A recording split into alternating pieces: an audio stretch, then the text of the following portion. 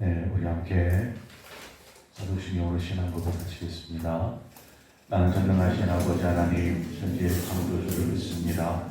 나는 그의 유일하신 아들, 우리 예수 그리스도를 믿습니다.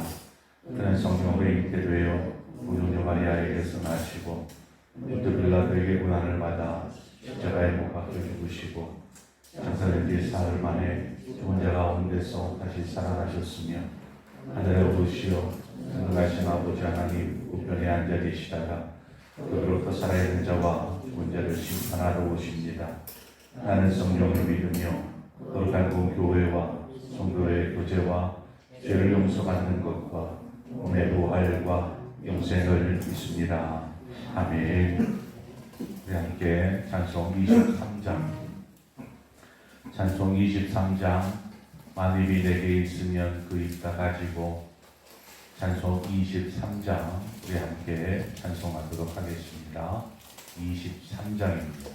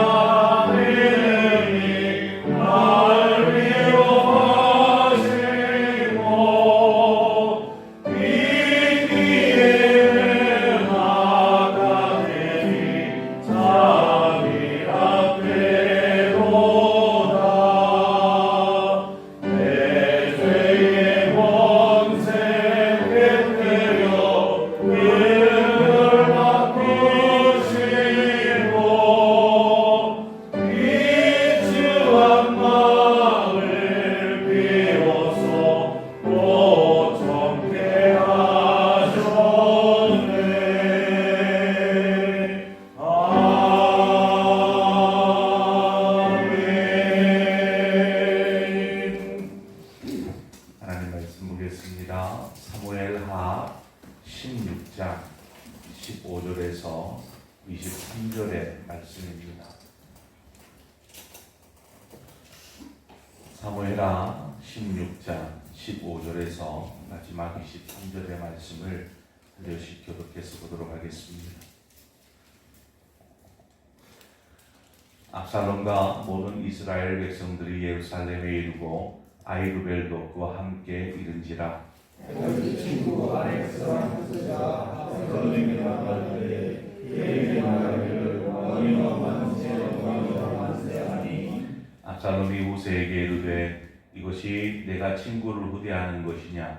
내가 어찌하여 네 친구와 함께 가지 아니하였느냐 하니. 후세가 압살롬에게 이르되 그렇지 아니하니이다. 내가 여호와와 이 백성 모든 이스라엘의 택한 자에게 촉하여 그와 함께 있을 것이니이다.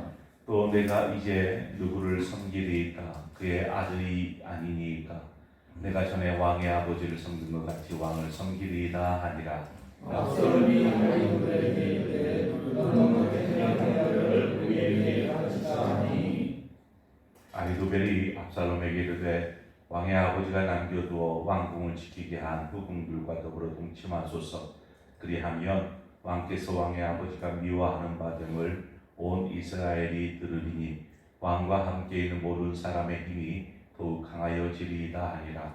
이에 사람들이 압살롬을 하여 고생을 치니 압살롬이 온 이스라엘 문에 앞에서 그의 아버지의 후궁과 더불어 동침하니라. 함께 읽습니다. 그때 아히도벨의 그런 계략은 사람이 하나님께 배워서 받은 말씀과 같은 것이라. 아이들 모든 괴락은 다윗에게나 압살롬에게나 그와 같이 여겨졌더라. 아멘. 압살롬이 다윗을 아버지를 반역하고 이제 드디어 헤브론에서 예루살렘에 입성, 무혈 입성이죠. 싸움이나 예루살렘을 점령한 것도 아니고 그냥 두고 걸어와서 왕좌에 앉은 것입니다. 아버지가 앉았던 그 왕좌에 똑똑하게 앉아있는 압살롬, 그리고 그 옆에 좌정하여 서 있는 우리 아히도벨을 우리는 오늘 본문에서 보게 됩니다. 그때 다윗의 말을 듣고 예루살렘으로 돌아갔던 후세가 압살롬 앞에서 왕이여 만세, 왕이여 만세 이렇게 외치면서 왕 앞에 엎드립니다. 압살롬도 그 후세가 정말 아버지 다윗과 가까이 지냈던, 친구처럼 지냈던 그러한 가까운 관계인 것을 잘 알고 있었습니다. 그래서 그에게 묻죠. 왜 친구를 따라가지 않냐였느냐라는 것입니다. 왜 그렇게 가까이 지내던 친구를 따라가지 않고 지금 내 앞에 엎드려 있느냐는 것이죠. 후세의 그 물음에 압살롬의 그 물음에 이제 후세가 대답을 합니다. 내가 여호와와 이 백성 모든 이스라엘의 택한 자에게 속하여 그와 함께 있을 것이니이다. 이 말씀과 또 뒤에 또 한 문장을 더 추가해서 하는데 오늘 그 후세가 압살롬에게 대답하는 이 문장에 좀 귀를 기울여 봅니다. 내가 여호와와 이 백성 모든 이스라엘의 택한 자에게 속하여 그와 함께 있을 것이니이다. 저는 이 구절 한 구절 속에서 후세의 지혜로움이 묻어난다 이렇게 생각이 됩니다. 사람을 속이기 위해서 우리가 사람을 속이려면 어떻게 합니까? 아첨하게 되죠. 그 사람을 과장되게 높이고 또 그렇게 칭찬해야 하지 않겠습니까? 지금 어떻게 보면 압살롬을 속여야 되는 입장에서 압살롬을 막 과장되게 높이고 이렇게 해야 될 법한데 후세는 이 한마디의 말 속에다가 참 많은 것들을 담아내고 있습니다. 압살롬의 입장에서 이 문장을 생각하면 내가 여호와와 이 백성 모든 이스라엘의 택한 자에게 속하여 그와 함께 있을 것입니다. 압살롬이 생각하면 그래 이 후세가 지금 이스라엘의 택한 나와 함께 있기를 원하는구나 이렇게 압살롬의 입장에서 생각할 거예요. 자, 그러면 후세의 입장에서는 어떻게 이 말이 해석될 수 있습니까? 모든 이스라엘이 하나님께서 택하시고 이스라엘이 택한 자 왕이 누구입니까? 지금 압살롬이 반역을 하였지만 후세에게는 여전히 다윗이 왕인 것이죠. 하나님께서 생각할 때에 지금 다윗은 이제 왕위에서 물러났고 압살롬이 왕이라 하나님이 인정하실까요? 아닙니다. 하나님에게 있어서 여전히 이스라엘의 왕은 다윗인 것이죠. 자, 그러면 후세의 입장에서 이 말을 했지만 압살롬 당신입니다 라고 말하지 않습니다. 그저 내가 여호와와 이 백성 모든 이스라엘 택한 자에게 속하여 그와 함께 있을 것입니다 라고 말하는 것은 다윗을 얘기하고 있다라고 볼 수 있는 것이죠. 그러니까 참 이 문장이 지혜로운 말인 것이죠. 후세가 거짓을 행하지 아니하고 그대로 이야기합니다. 압살롬도 그 말을 자신으로 해석하여서 그래 맞다.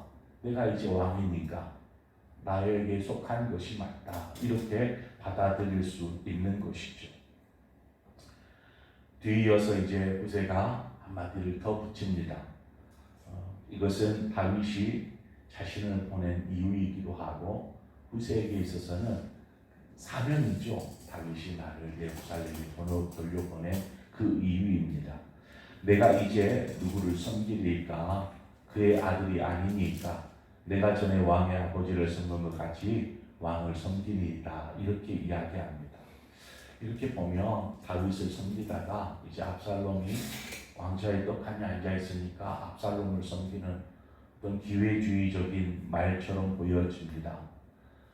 다윗이 왕위에 물러나면 다음 후계자는 이제 그 다음은 이제 장자가 되기 때문에, 왜냐하면 암논은 이미 죽었고 이제 그 다음이 압살롬이기 때문에 압살롬이 왕이 될 것이 분명합니다. 왕이 되면 뭐 다윗 왕을 이어서 압살롬을 섬겨야 되는 것이 신하로서 당연한 것이죠. 이 논리의 적용입니다. 왕이 떠나면 그 다음 왕을 섬기는 것이 신하의 목적이지 않습니까? 이렇게 얘기하는 것이죠.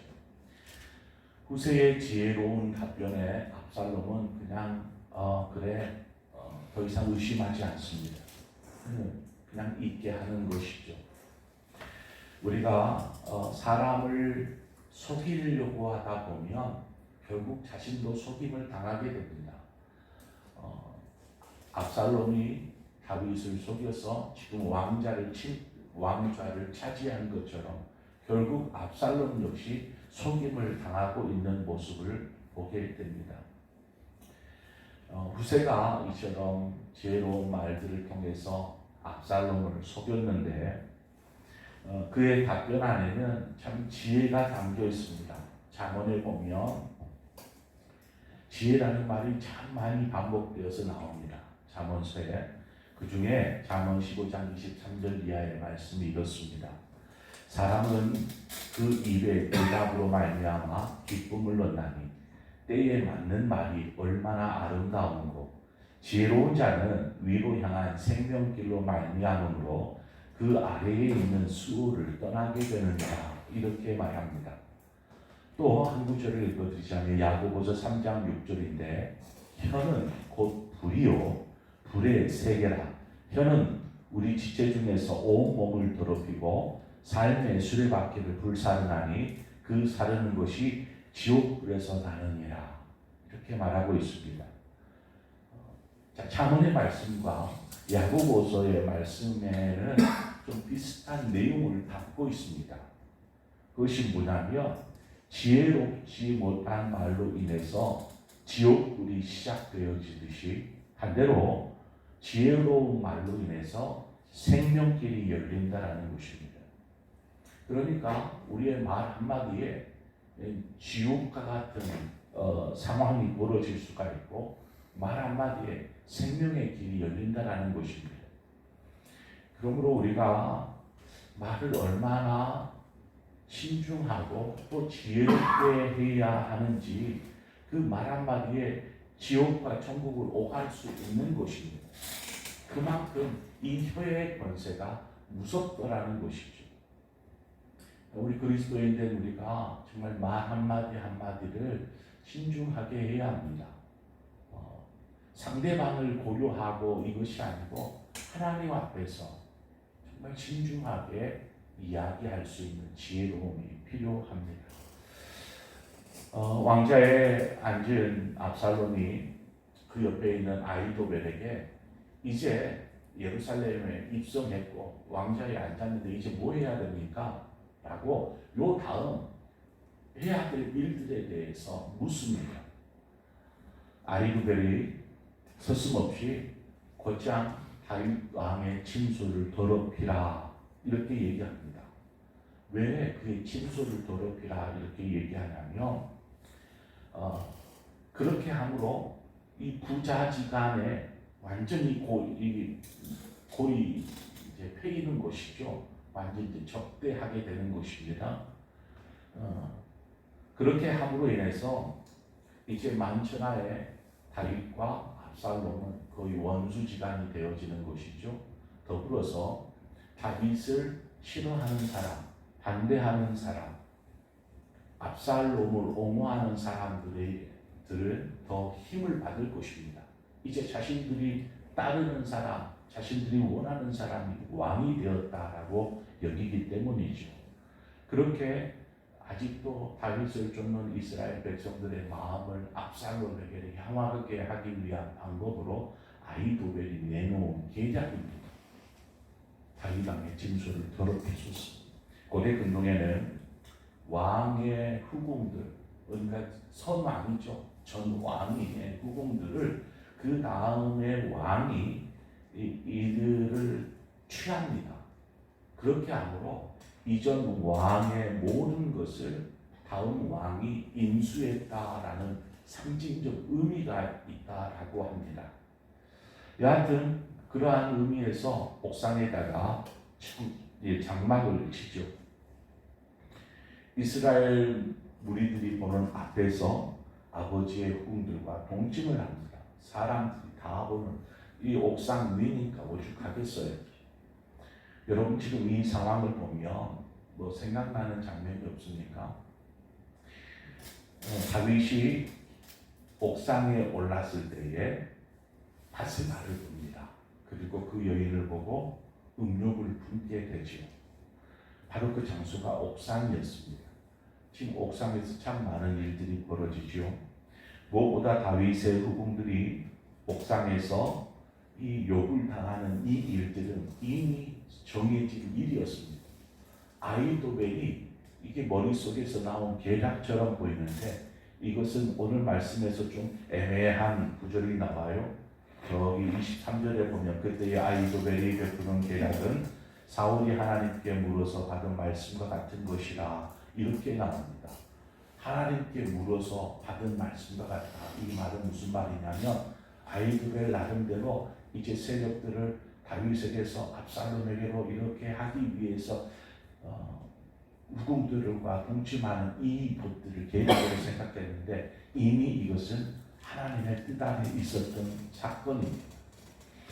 사무엘하 12장 11절에 가보면 여호와께서 또 이와 같이 이르시기를 보라 내가 너와 내 집을 재앙을 일으키고 내가 내 눈앞에서 내 아내를 빼앗아 내 이웃들에게 주니 그 사람들이 내 아내들과 더불어 백주에 동침하리라. 이것은 나단 선지자가 다윗의 범죄를 인하여서 이 전하여준 메시지입니다. 즉 당신의 범죄를 해서 이와 같은 하나님의 징계가 당신에게 있을 것입니다 라는 것이죠. 그 중에 하나가 백주의 사람들이 보는 앞에서 당신의 아내들이 빼앗겨서 이렇게 욕을 보게 될 것입니다 라는 이 내용이 이미 예견되어 있었던 것이죠.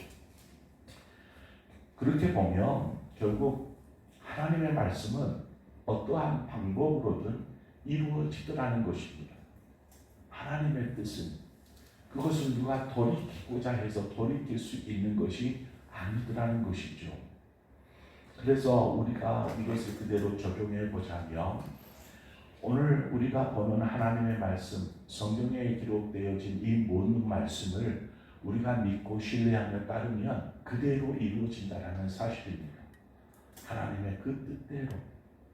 왜냐하면 이미 우리에게 약속하신 것이기 때문에 그렇습니다. 이러한 죄악에 대한 징계 역시 하나님께서 그대로 그 말씀 그대로 이루신 것처럼 압살롬을 통해서 이루신 것처럼 또한 이 선포되어지는 말씀이 우리의 삶을 통해서 그대로 일어날 것입니다. 그때에 우리가 이 압살롬의 징계와 같은 그 다윗의 징계와 같은 일을 겪을 것인지 아니면 하나님께서 말씀을 따라 순종하는 자에게 주시는 그 풍성한 삶을 누릴 것인지 그 선택은 우리의 몫에 달려 있는 것이죠. 분명히 하나님은 에발산과 그리심산에서 축복과 저주를 선포하셨습니다. 지금 다윗은 범죄함으로 저주가 선포되어진 그 말씀이 다윗의 삶 가운데 임한 것이죠. 자, 그러면 우리는 어디에다가 우리의 삶의 씨를 뿌려야겠습니까? 축복에다가 뿌려야겠지요. 축복의 산에다가 그리심산에 심어놓은 그 축복의 메시지, 그 축복의 약속의 말씀이 우리의 삶 가운데 임하도록 해야 하는 것입니다. 심는 자가 그대로 거두는 것입니다. 무엇으로 심든지 심는 대로 거두는 것. 그래서 우리가 죄악된 것을 심어 저주를 거두든지 아니면 축복된 것들을 심어서 하나님이 예비하신 놀라운 은혜를 거두든지 그것은 우리의 선택에 달려 있는 것이죠. 앞서도 그랬지 않았습니까? 말 한마디, 그 말 한마디에 지옥이 될 수가 있고 생명의 길이 열릴 수 있는, 천국이 열릴 수 있다라는 것입니다. 그 말은 우리의 입술에 달려 있는 것입니다. 내가 말을 쏟아내어서 그것으로 지옥문이 열릴 것인지 아니면 천국의 생명길이 열리게 할 것인지 그 선택은 우리에게 달려 있는 것입니다. 그러므로 그리스도인된 우리가 말에나 행동에나 정말 믿음의 사람으로서 지혜를 담고 믿음을 담고 소망을 담고 하나님의 약속의 말씀을 담아서 우리에게 주어진 삶을 사는 동안에 참 하나님이 예비하신 그 그리신 산의 복이 여러분의 것이 되길 바랍니다. 기도하겠습니다. 하나님 아버지, 은혜를 감사합니다. 하나님께서 우리에게 보여주셨고 이 보여주신 것을 인하여서 이제 우리가 어떤 삶을 사느냐, 어떻게 행동하고 어떻게 말하며 어떤 삶을 사느냐에 따라서 이제 그 뿌린 대로 씨를 거두게 될 터인데, 하나님 우리의 삶에 하나님이 예비하신 그 축복이 임하기를 원합니다. 그 에발산에 선포되었던 저주, 우리가 죄악을 심어 그 저주를 거두는 어리석은 일을 범하지 않게 하여 주시고, 오직 그리심산에 심어놓으신 그 약속의 축복의 말씀처럼 우리가 아름다운 것을 심음으로 그 축복의 그리심산의 복을 누리는 하나님의 삶을 살 수 있도록 인도하여 주시옵소서. 그러기 위해 우리의 입술에 지혜를 담게 하여 주시고 우리의 마음에 믿음을 담게 하시고 말씀을 담게 하셔서 오직 주님이 기뻐하시는 삶을 사는 우리 모든 성도들 되게 하여 주시옵소서. 예수 그리스도의 이름으로 기도합니다. 아멘. 오늘 시간 우리 함께 기도할 때에 말씀을 생각하면서 하나님, 나는 여태 무엇을 심어서 무엇을 거두고 있습니까? 생각해 보면서 이제부터라도 씨 뿌리는 자 농부처럼 선한 지혜로운 말들 뿐만 아니라 하나님께서 약속하셨던 축복에 임할 수 있는 그러한 삶의 씨앗을 뿌리는 사람이 되게 하여 주옵소서 하는 마음으로 우리 함께 기도하기를 원하고, 특별히 우리 교회가 이제 50주년을 맞이하여서 여러 계획들을 준비합니다. 행사들을 준비하고 있고 하는데, 행사들보다 더 중요한 것은 우리가 다시금 하나님 앞에서 우리의 거룩한 열심으로 교회를 세우는 일에 힘을 모으는 것이 하나님이 기뻐하시는 일이 아니겠습니까? 그러한 마음으로 우리 50주년 행사를 통해서 우리 성도들의 마음이 하나로 모아지게 하여 주시고, 이렇게 모아진 말씀이 정말 하나님의 나라를 위해서 힘있게 펼쳐져 나갈 수 있도록 도와주옵소서. 특별히 교회의 중직자들이 먼저 한 마음이 되어져서 주를 위해서 삶을 드리고 시간을 드리고 헌신해 나아갈 수 있도록 우리가 위에서 함께 기도하기를 원합니다. 그리고 각자의 기도의 제목을 기도하시고 그렇게 자유롭게 돌아가시겠습니다. 함께 기도하겠습니다. 참 좋으신 하나님 아버지, 은혜를 감사합니다. 하나님께서 우리의 삶 가운데